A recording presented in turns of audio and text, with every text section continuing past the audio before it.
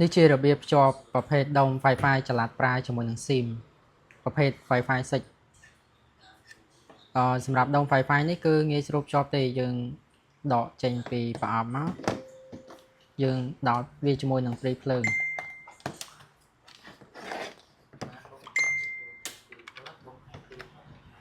យើងអាចដោតវាបែបហ្នឹងមក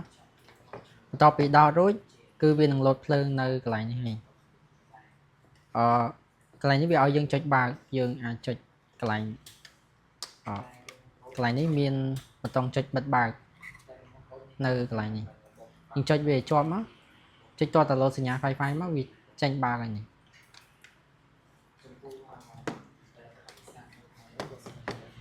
បន្ទាប់ពីចុចបែបហ្នឹងរួចហើយចាប់ដើមដាក់ SIM ម្ដងសម្រាប់ SIM គឺយើងត្រូវបញ្ចូលលុយតទៅប្រាក់អីរួចរាល់សិនមកចាំយើងដាក់ចូលទៅក្នុងដុំ Wi-Fi ចំពោះរបៀបដាក់ SIM គឺអត់ពិបាកទេនៅក្នុងហ្នឹងក៏គេមានជារូបរាង SIM នៅនឹងស្រាប់ដែរយើងដាក់ក្បាលកន្លែងឆែបនេះចូលទៅមុនមកដាក់វាឲ្យត្រូវគ្នាជាមួយនឹងរូបដែលគេដាក់នៅលើហ្នឹងមក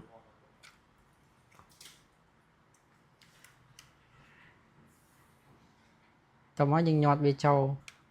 វាអាចចុចចេញចុចចូលបាននៅពេលដែលយើងញាត់ចូលទៅតទៅពីចុចដាក់វាចូលរួចហើយទុកយើងអាចយកទូរស័ព្ទដៃយកមកភ្ជាប់ Wi-Fi ប្រើប្រាស់បាននេះ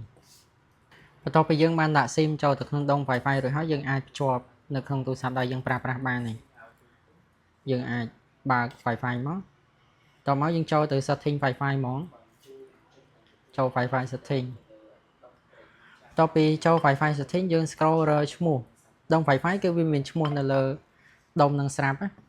យើងអាចមើលនៅខាងក្រោយមានឈ្មោះនិង password នៅនឹងស្រាប់នេះសម្រាប់ឈ្មោះដុំ Wi-Fi គឺ CPE S96D សម្រាប់ password វាពីលេខ1ដល់លេខ9ហើយលេខ0ពីក្រោយមួយទៀតអញ្ចឹងគឺងាយស្រួលទេយើងគ្រាន់តែវាយចូលតាមនឹងមកគឺអាចជាប់បាននេះយើង scroll មើលទៅនេះឃើញឈ្មោះវា CPE S96D ចុចលើវាមកវាឲ្យវាយ password ចូលហើយសម្រាប់ password 1ដល់លេខ9ហើយលេខ0តមកយើងចុចគ្រីសមកយើងចាំវាមួយផ្លែតមកនេះគឺយើងអាចភ្ជាប់ Wi-Fi នឹងប្រើប្រាស់បានយើងចង់តេស្តអ៊ីនធឺណិតវាថាវាដើរឬក៏អត់យើងអាចចូលទៅក្នុង YouTube មកនេះបន្ទាប់ពីបានជាប់ Wi-Fi នឹងប្រើប្រាស់គឺអ៊ីនធឺណិតដើរគេថាដើរល្អមែនតើសម្រាប់យើងបានជាប់ Wi-Fi ប្រើប្រាស់បានរួចហើយប៉ុន្តែយើងចង់ផ្លាស់ប្ដូរឈ្មោះ Wi-Fi និងផ្លាស់ប្ដូរ password Wi-Fi របស់យើងអាចផ្លាស់ប្ដូរបានសម្រាប់ទូរស័ព្ទ iOS យើងអាចចូលទៅក្នុង Safari មកសម្រាប់ Android យើងអាចចូលទៅក្នុង Google ក៏បានដែរ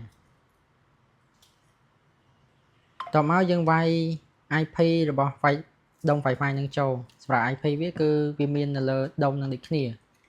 យើងអាចមើលនៅខាងក្រោយទៅគឺឃើញ IP វានៅហ្នឹងសម្រាប់ IP វានេះគេដាក់ IP 192.168.100.1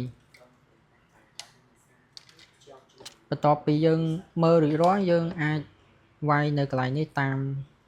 មិញមកយើងវាយ 192.168.100 និងចុច1 IP Wi-Fi ដែលយើងបានជាប់មិញហ្នឹងចុចវាបន្តទៅមុខមកបន្ទាប់ពីចុចវាមកវាឃើញបែបនេះគឺ IP របស់ដុំ Wi-Fi ដែលយើងបានជាប់ហ្នឹងវាលោតអញ្ចឹងយើងបរិចវារៀងធំតិចមកស្រួលយើងចុចកន្លែងហ្នឹងគឺយើងវាយពាក្យ admin ទាំងពីរនេះពាក្យ admin ទាំង password ទាំង name username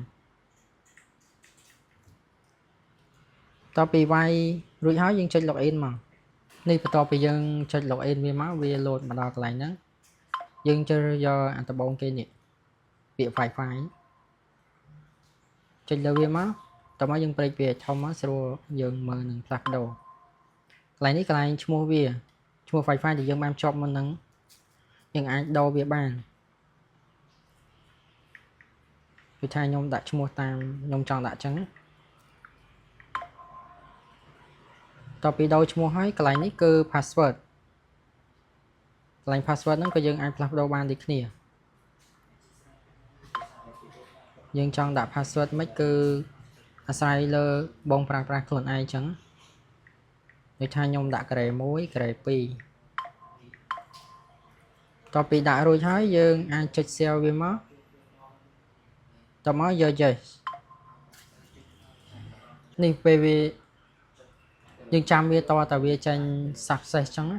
បន្ទាប់ពីចេញ success អញ្ចឹងមានន័យថាយើងអាចផ្លាស់ប្ដូរឈ្មោះនិង password Wi-Fi យើងបានហើយអញ្ចឹងយើងអាចទៅបើក Wi-Fi មួយសារទៀតមក Wi-Fi គឺវាបានដាច់ពី Wi-Fi យើងដោយសារយើងផ្លាស់ប្ដូរឈ្មោះនិង password Wi-Fi យើងអស់រើមើលមកនេះឈ្មោះដែលខ្ញុំបានដាក់មិញសម្បត្តិ22ឈ្មោះហ្នឹងគឺឈ្មោះ Wi-Fi ដែលខ្ញុំបាន set up មិញហ្នឹងចុចលើវាមកសម្រាប់ password មុនហ្នឹងខ្ញុំដាក់ការ៉េ1ការ៉េ2ចុចការ៉េ1ការ៉េ2ហើយចុចបន្តទៅមុខមកគឺ Wi-Fi ហ្នឹងគឺបានភ្ជាប់គឺភ្ជាប់ Wi-Fi ហ្នឹងប្រើប្រាស់បានហើយឈ្មោះគឺតាមតម្រូវការដែលបងដាក់នៅខ្លួនឯងចឹងបងចង់ដាក់ឈ្មោះអីក៏បានដែរ